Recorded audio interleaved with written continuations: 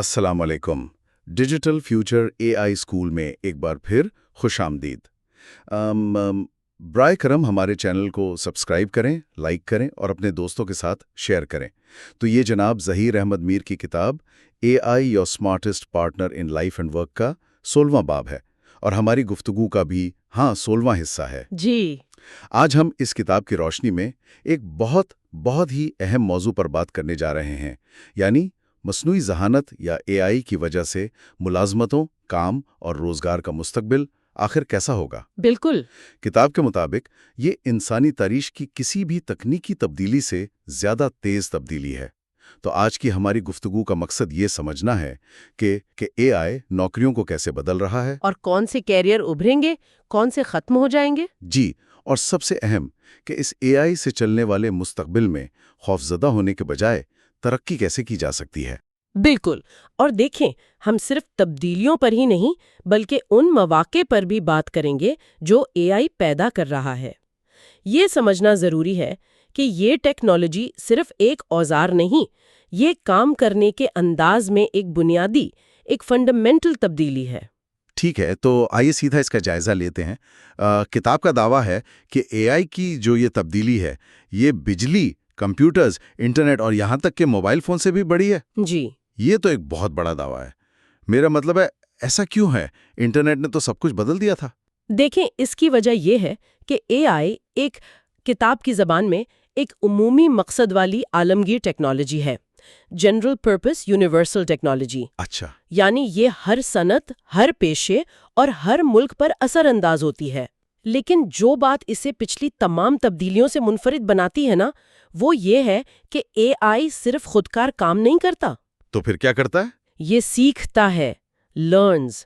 سیکھتا ہے؟ جی، یہ خود کو بہتر بناتا ہے، امپرووز۔ یہ تخلیق کرتا ہے، کریٹس۔ یعنی کچھ نیا بناتا ہے۔ بالکل، یہ تجزیہ کرتا ہے، اینالائزز۔ یہ منطق پیش کرتا ہے، ریزنز، اور یہاں تک کہ یہ اشتراک یعنی کولیبریٹ بھی کرتا ہے۔ ہو، تو اس کا مطلب یہ ہوا کہ اے آئی صرف ایک مشین نہیں ہے، بلکہ کتاب کے الفاظ میں یہ ایک ڈیجیٹل ورکر، ساتھی، اسسٹنٹ اور پارٹنر ہے۔ بالکل۔ یہ تو واقعی، یہ تو سوچ بدل دینے والی بات ہے۔ جی، اور یہی وہ نقطہ ہے جو لوگوں میں سب سے زیادہ خوف پیدا کرتا ہے۔ ہاں، وہی خوف کہ اے آئی میری نوکری لے لے گا۔ یہ تو آج کل ہر جگہ یہ بات ہو رہی ہے، لیکن کتاب اس خوف کو ایک مختلف زاویے سے دیکھتی ہے۔ جی، اور یہ اس گفتگو کا شاید سب سے اہم نقطہ ہے۔ حقیقت یہ ہے کہ اے آئی نوکریوں کی جگہ نہیں لیتا، بلکہ کاموں یعنی ٹاسکس کی جگہ لیتا ہے۔ اچھا، اس میں کیا فرق ہے نوکری اور کاموں میں؟ بہت گہرا فرق ہے۔ دیکھیں، ہر نوکری بہت سے کاموں کا مجموعہ ہوتی ہے نا؟ جی، ٹھیک ہے۔ کچھ کام بار بار دہرائے جانے والے ہوتے ہیں، ریپیٹیٹیو، کچھ تخلیقی، کریٹیو ہوتے ہیں، کچھ پیچیدہ، کمپلیکس، اور کچھ جذباتی، ایموشنل۔ اے آئی ان میں سے صرف بار بار دہرائے جانے والے کاموں کو خودکار بنائے گا۔ تو مطلب وہ بورنگ کام جو کوئی بھی نہیں کرنا چاہتا؟ بالکل۔ تو کون سے کام ہیں جو اے آئی کے حوالے کیے جا رہے ہیں؟ کتاب میں واضح مثالیں ہیں، جیسے ڈیٹا انٹری اور کاغذی کارروائی۔ اچھا، یہ تو سمجھ میں آتا ہے۔ بنیادی تجزیہ اور رپورٹ لکھنا۔ اوہو، رپورٹ لکھنا بھی؟ جی، بنیادی رپورٹیں۔ اسی طرح شیڈیولنگ اور نگرانی اور بنیادی کسٹمر سروس۔ ٹھیک ہے، تو پھر انسانوں کے لیے کیا بچے گا؟ وہ کام جو ہمیں انسان بناتے ہیں۔ کتاب کے مطابق وہ کام جو انسانوں کے لیے ضروری رہیں گے، ان میں شامل ہیں اخلاقیات، ایتھکس اور قیادت، لیڈرشپ، تخلیقی صلاحیت، کریٹیوٹی اور ہمدردی، ایمپتھی، مذاکرات، نیگوسیشن اور حکمت عملی، اسٹریٹجی، مسائل کو حل کرنا اور انسانی رابطہ قائم کرنا۔ بالکل، یہ وہ چیزیں ہیں جو فی الحال اے آئی نہیں کر سکتا۔ تو مستقبل اے آئی بمقابلہ انسان نہیں بلکہ انسان جمع اے آئی کا ہے۔ آپ نے بالکل صحیح سمجھا۔ یہ ایک بہت بڑی وضاحت ہے۔ اس سے تو سارا منظرنامہ ہی بدل جاتا ہے۔ تو یہاں سے بات واقعی دلچسپ ہو جاتی ہے۔ کتاب کہتی ہے کہ اے آئی جتنی نوکریاں ختم کرے گا، اس سے کہیں زیادہ نئی نوکریاں پیدا کرے گا۔ بالکل، اور یہ نوکریاں کئی شعبوں میں پھیل رہی ہیں۔ کتاب انہیں چند اہم کیٹیگریز میں تقسیم کرتی ہے۔ اچھا، وہ کیا ہیں؟ پہلی کیٹیگری تو ظاہر ہے اے آئی انجینئرنگ اور ڈیولپمنٹ کی ہے۔ یعنی وہ لوگ جو اے آئی بناتے ہیں؟ جی، اس میں A I engineers, data scientists, machine learning researchers اور ایک بہت ہی نیا کردار ہے پرومپٹ انجینئرز۔ پرومپٹ انجینئرز، یہ کیا ہوتا ہے؟ یہ وہ ماہر ہیں جو اے آئی سے صحیح طریقے سے بات کر کے صحیح سوال پوچھ کر بہترین نتیجے حاصل کرنا جانتے ہیں۔ واہ، یہ تو بالکل نیا شعبہ ہے۔ اچھا، یہ تو ہو گئے تکنیکی کردار، لیکن ان کا کیا جو ٹیکنیکل نہیں ہے؟ ان کے لیے دوسری کیٹیگری ہے اے آئی آپریشنز اور انٹیگریشن۔ یہ وہ لوگ ہیں جو اس ٹیکنالوجی کو کاروبار میں ضم کرتے ہیں۔ مطلب وہ اسے استعمال کرنا سکھاتے ہیں؟ جی، اور اس کے لیے ورک فلو ڈیزائن کرتے ہیں، جیسے A I workflow designers, automation managers اور اے آئی سسٹمز سپروائزرز۔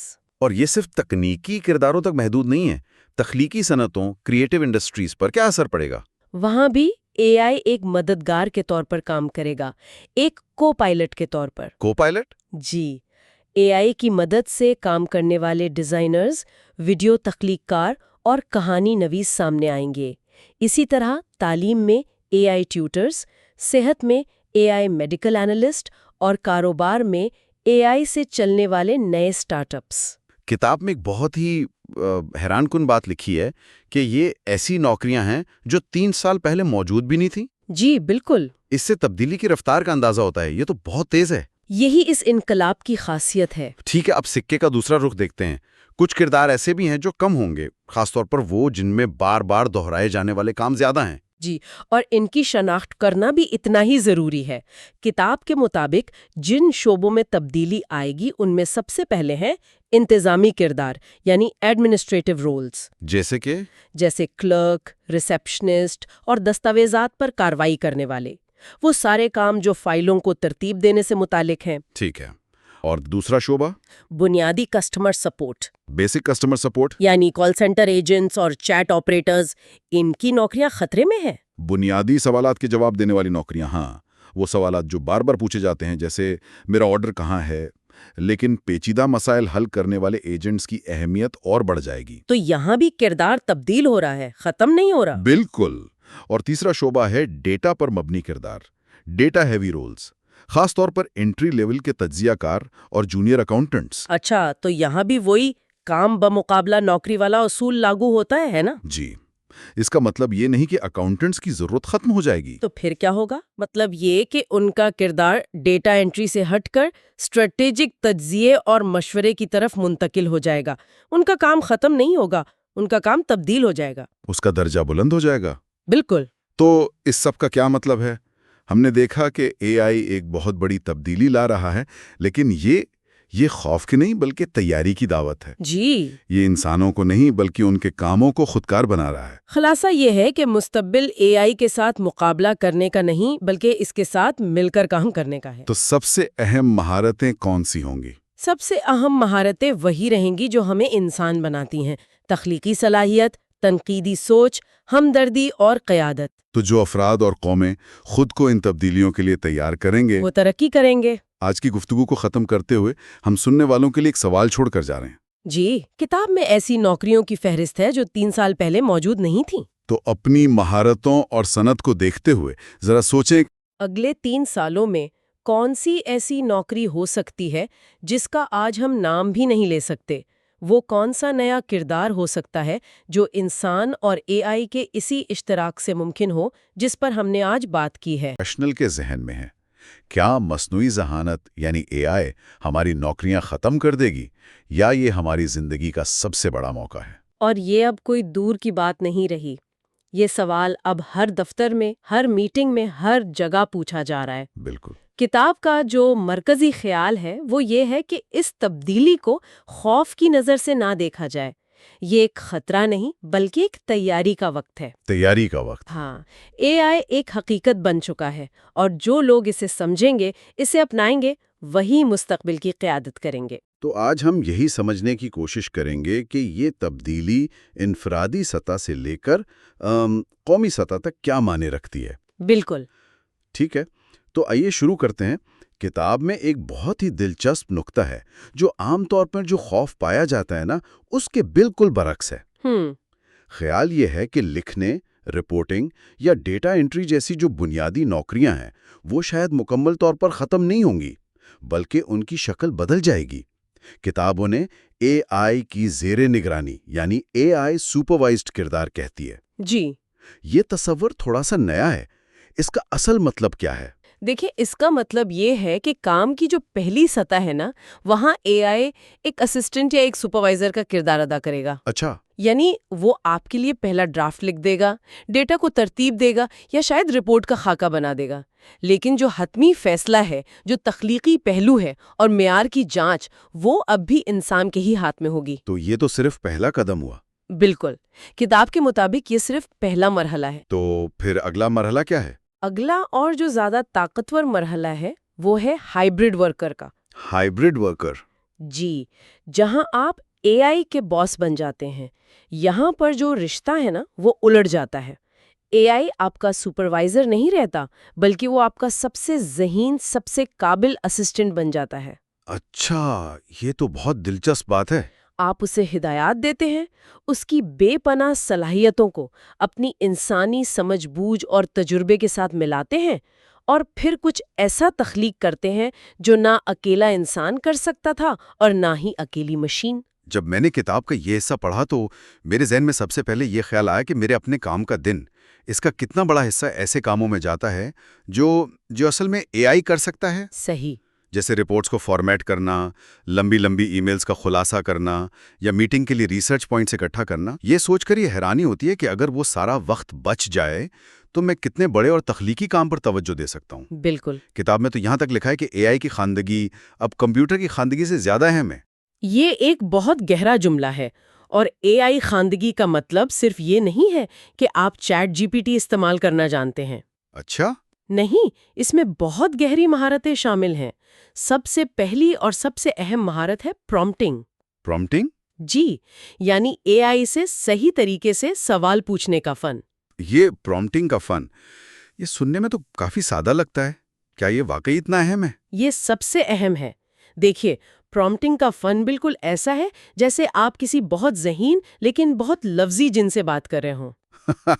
دلچسپ مثال ہے۔ اگر آپ صرف کہیں گے مجھے ایک تصویر بنا کر دو تو وہ کچھ بھی بنا دے گا، لیکن اگر آپ کہیں گے کہ مجھے ایک حقیقت پسندانہ تصویر بنا کر دو جس میں ایک بوڑھا مچھلیرا طوفانی سمندر میں اپنی چھوٹی کشتی چلا رہا ہو اور اس کے چہرے پر امید اور تھکاوٹ کے ملے جلے تاثرات ہوں، تب آپ کو ایک شاہکار ملے گا۔ بالکل، تب آپ کو ایک شاہکار ملے گا۔ تفصیلات ہی سب کچھ ہے، اور یہی اصول ہر کام پر لاگو ہوتا ہے، چاہے آپ کوڈ لکھوا رہے ہوں یا مارکیٹنگ کی حکمت عملی بنوا رہے ہوں۔ صحیح۔ تو پرومپٹنگ کے علاوہ اور کیا اہم ہے؟ دوسری اہم مہارت ہے آٹومیشن، یعنی بار بار کیے جانے والے کاموں کو خود کار بنانا۔ یہ سننے میں بہت ٹیکنیکل لگتا ہے، لیکن یہ بہت سادہ بھی ہو سکتا ہے۔ مثال کے طور پر، آپ ایک چھوٹا سا آٹومیشن سیٹ کر سکتی ہیں کہ جب بھی آپ کو کسی خاص کلائنٹ سے ای میل آئے تو اس کا اٹیچمنٹ خود بخود آپ کے ڈراپ باکس کے ایک مخصوص فولڈر میں چلا جائے۔ اور ٹیم کو نوٹیفیکیشن بھی مل جائے؟ جی، اور آپ کی ٹیم کو سلیک پر ایک نوٹیفیکیشن مل جاتا ہے۔ یہ ایک چھوٹا سا کام ہے، لیکن یہ دن میں شاید 15 منٹ بچاتا ہے۔ اور اگر اس کو بڑے پیمانے پر کیا جائے تو سوچیں کہ اس سے کارکردگی میں کتنا اضافہ ہو سکتا ہے۔ اچھا، تو اگر ایک فرد اے آئی کی مدد سے اپنی پیداواری صلاحیت مان لے 10 گنا بڑھا سکتا ہے تو اس کا منطقی نتیجہ تو یہی نکلتا ہے کہ اب ایک فرد پوری کمپنی کے برابر کام کر سکتا ہے۔ بالکل، اور یہیں سے انٹرپرینورشپ کا دروازہ ہر ایک کے لیے کھل جاتا ہے۔ آپ نے بالکل صحیح پکڑا، اور یہ کتاب کا سب سے انقلابی خیال ہے۔ ماضی میں ایک کاروبار شروع کرنے کے لیے کیا چاہیے ہوتا تھا؟ سرمایہ، دفتر، ملازمین، بہت کچھ۔ جی، سرمایہ، دفتر، ملازمین کی ایک فوج، تکنیکی ماہرین۔ اے آئی ان تمام رکاوٹوں کو ایک ایک کر کے ختم کر رہا ہے۔ اے آئی اب آپ کا گرافک ڈیزائنر ہے، آپ کا کوڈر ہے، آپ کی مارکیٹنگ ٹیم ہے، آپ کا مالی مشیر ہے، اور یہاں تک کہ آپ کا بزنس اسٹریٹجسٹ بھی ہے۔ یہ سننے میں تو بہت اچھا لگتا ہے، لیکن کیا یہ حقیقت میں اتنا آسان ہے؟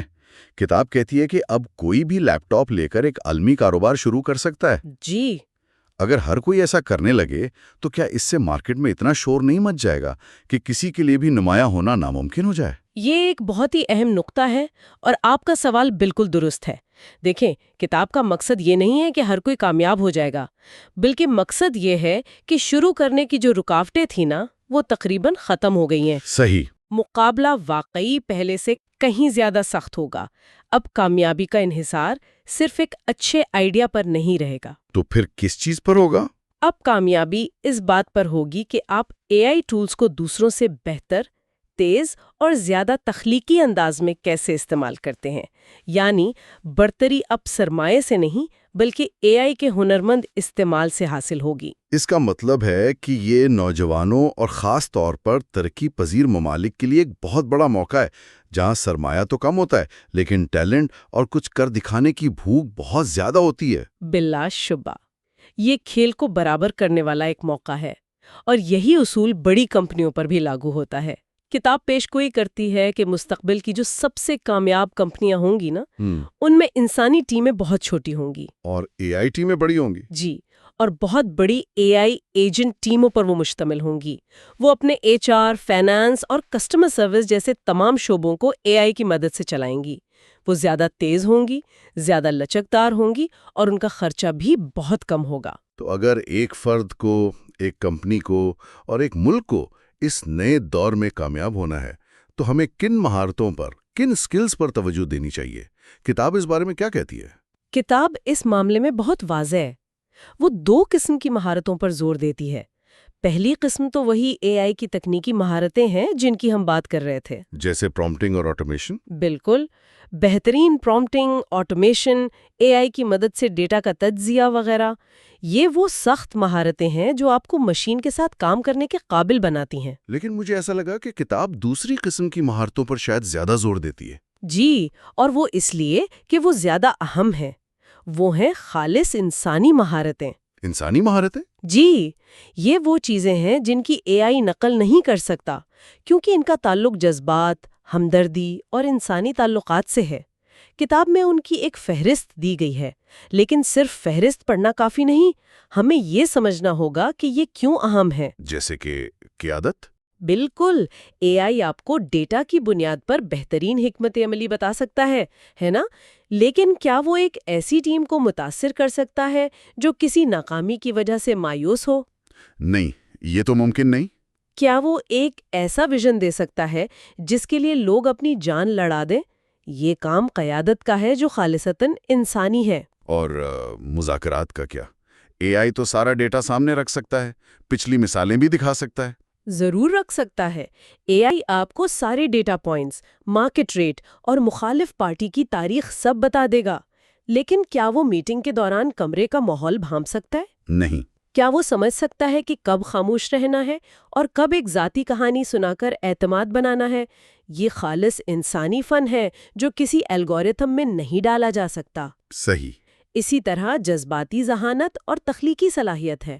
اے آئی موجودہ ڈیٹا سے سیکھ کر کچھ نیا بنا سکتا ہے، لیکن وہ حقیقی معنوں میں ایک بالکل نیا، اچھوتا خیال نہیں سوچ سکتا جو انسانی تجربے کی گہرائی سے نکلتا ہو۔ تو کتاب کا نچوڑ یہ ہے کہ جب آپ اے آئی کی تکنیکی رفتار کو ان گہری انسانی خوبیوں کے ساتھ ملاتے ہیں تو آپ ناقابل شکست بن جاتے ہیں۔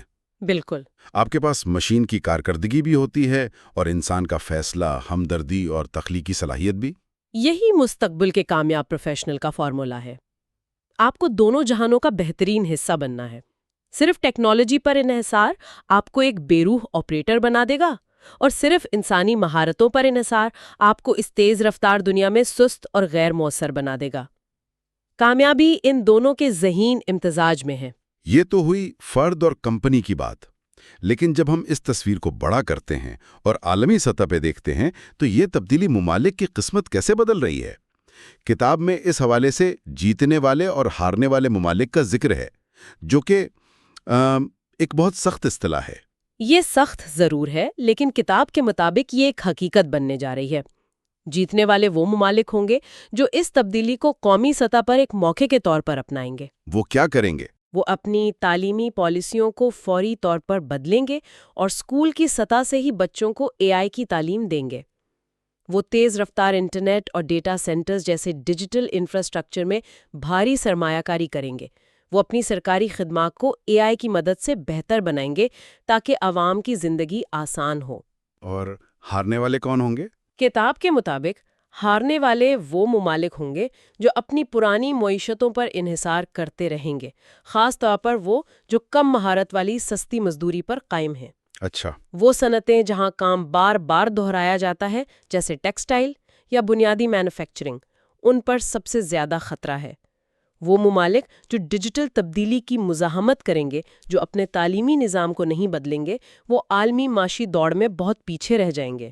اسی تناظر میں کتاب پاکستان کے لیے ایک بہت بڑے موقع کی نشاندہی کرتی ہے، جو کہ کافی پرامید بات ہے۔ جی، اور یہ امید صرف خواہش پر مبنی نہیں ہے، اس کی بنیاد پاکستان کی ڈیموگرافی پر ہے، ایک بہت بڑی نوجوان آبادی اور ایک تیزی سے بڑھتا ہوا آئی ٹی سیکٹر۔ کتاب کا کہنا ہے کہ پاکستان اے آئی کی مدد سے ایک معاشی چھلانگ لگا سکتا ہے۔ اس کے لیے ایک واضح روڈ میپ بھی تجویز کیا گیا ہے۔ کیا آپ اس روڈ میپ کے کچھ اہم نکات بتا سکتے ہیں؟ سب سے پہلے تو اے آئی کو اسکولوں کے نصاب میں ایک بنیادی مضمون کے طور پر شامل کرنا، بالکل ریاضی اور سائنس کی طرح۔ یہ تو بہت بڑا قدم ہوگا۔ بہت بڑا۔ دوسرا، نوجوانوں کو بڑے پیمانے پر عملی اے آئی تربیت فراہم کرنے کے لیے قومی سطح کے پروگرام شروع کرنا۔ تیسرا، اے آئی اسٹارٹ اپس کی حوصلہ افزائی کے لیے ایک فنڈ قائم کرنا اور قوانین کو آسان بنانا۔ اور چوتھا، جو شاید سب سے اہم ہے، سرکاری محکموں میں اے آئی اور آٹومیشن کا استعمال، تاکہ بدعنوانی اور سستی کو کم کیا جا سکے۔ یہ ایک بہت جامع منصوبہ لگتا ہے۔ کتاب میں یہ روڈ میپ بہت پرامید اور واضح ہے، لیکن ہمیں یہ بھی تسلیم کرنا ہوگا کہ اس پر عمل درآمد آسان نہیں ہے۔ ظاہر ہے۔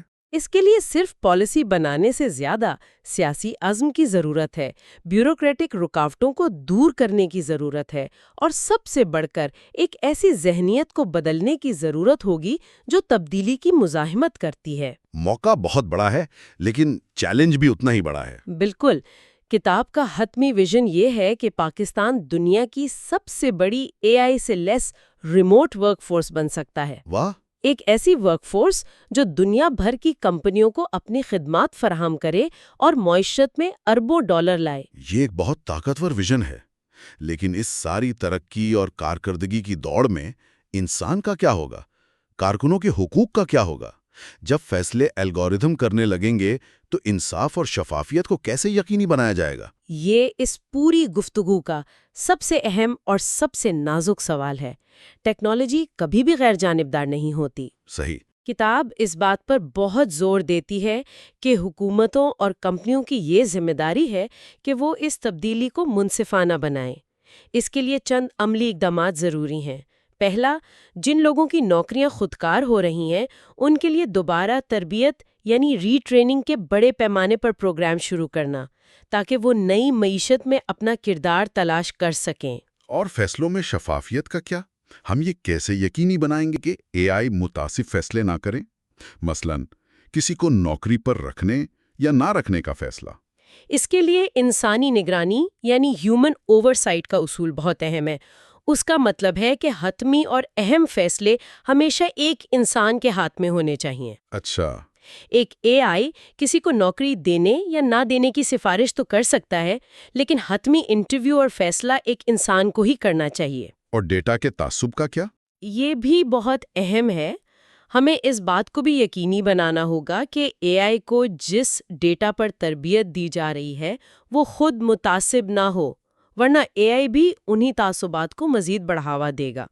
کتاب کا جو سب سے بنیادی اصول ہے نا، وہ یہ ہے کہ انسانی وقار کو ہر چیز پر فوقیت حاصل ہونی چاہیے۔ انسانی وقار؟ جی، ٹیکنالوجی انسانوں کی خدمت کے لیے ہے، انسان ٹیکنالوجی کی خدمت کے لیے نہیں۔ تو آج کی اس گہری گفتگو کا خلاصہ کتاب کی اس ایک لائن میں کیا جا سکتا ہے، جو میرے خیال میں ہر سننے والے کو یاد رکھنی چاہیے۔ اے آئی آپ کی جگہ نہیں لے گا، لیکن اے آئی استعمال کرنے والا شخص آپ کی جگہ ضرور لے لے گا۔ بالکل۔ مستقبل ان لوگوں کا ہے جو سیکھتے ہیں، جو خود کو بدلتے حالات کے مطابق ڈھالتے ہیں، اور جو انسانی ذہانت کو مشین کی بے پناہ طاقت کے ساتھ جوڑتے ہیں۔ بالکل۔ اے آئی کوئی دشمن نہیں ہے جس سے ہمیں ڈرنا چاہیے. جیسا کہ کتاب کا عنوان ہی بتاتا ہے، یہ آپ کی زندگی اور کام کا سب سے ہوشیار ساتھی بن سکتا ہے. ایک پارٹنر. ایک پارٹنر، ایک ایسا آلہ جو ہماری صلاحیتوں کو بڑھائے گا، ہماری تخلیقی صلاحیتوں کو نئی پرواز دے گا اور ہمیں زیادہ بامانی کام پر توجہ مرکوز کرنے کا موقع دے گا. سوال یہ نہیں ہے کہ اے آئی کیا کر سکتا ہے، اصل سوال یہ ہے کہ آپ اے آئی کے ساتھ مل کر کیا کر سکتے ہیں. یہ ایک بہترین اختتامی نقطہ ہے. تو اب جب ہم نے کام، کاروبار اور انفرادی کیریئر پر اے آئی کے اثرات کو سمجھ لیا ہے تو ایک بڑا سوال ذہن میں ابھرتا ہے جس پر غور کرنا چاہیے.